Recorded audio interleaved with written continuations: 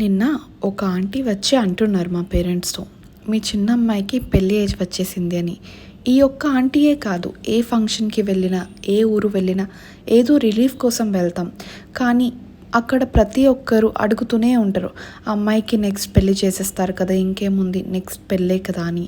And మా దగ్గర మంచి మంచి మ్యాచెస్ ఉన్నాయి, చూస్తారా మీరు అని.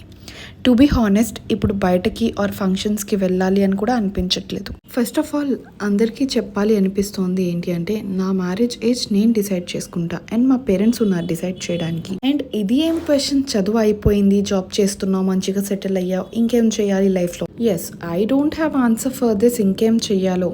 But I know for sure, నాకు ఇప్పుడు పెళ్ళి మాత్రం వద్దు, ఇది సరిపోదా లైఫ్లో క్లారిటీ. అండ్ చిన్నప్పటి నుంచి చాలామందిని చూస్తున్నా, ఈ 20 to 25 ఏజ్లో ఉండే వాళ్ళకి చాలా ప్రెషర్ ఉంటుంది, పెళ్ళి చేసుకోవాలి, లైఫ్లో సెటిల్ అవ్వాలి, అమ్మాయిలు అయితే పెళ్ళి చేసుకుని వెళ్ళిపోవాలి, అబ్బాయిలు అయితే లైఫ్లో సెటిల్ అవ్వాలి అని. అండ్ మోస్ట్లీ చాలామంది ఈ ప్రెషర్లోనే పెళ్ళిళ్ళు చేసుకుంటున్నారు. I wish society and parents ఈ ఒక్క మాట అర్థం చేసుకుంటారు అని. పెళ్ళి అనేది 22, 24, 25, 27 ఏజ్లో చేసేసుకొని ఎండ్ చేసేది కాదు అని. అండ్ ఇఫ్ పెళ్ళి చేసుకునే వాళ్ళే రెడీగా లేకపోతే ఎలా చేసుకుంటారు పెళ్ళి? అండ్ ఐఎమ్ గ్రేట్ఫుల్, నాకు అర్థం చేసుకునే పేరెంట్స్ ఉన్నారు. అందరూ అలానే ఉండరు కదా, బట్ మనమే వాళ్ళకి అర్థమయ్యేలా చెప్పాలి.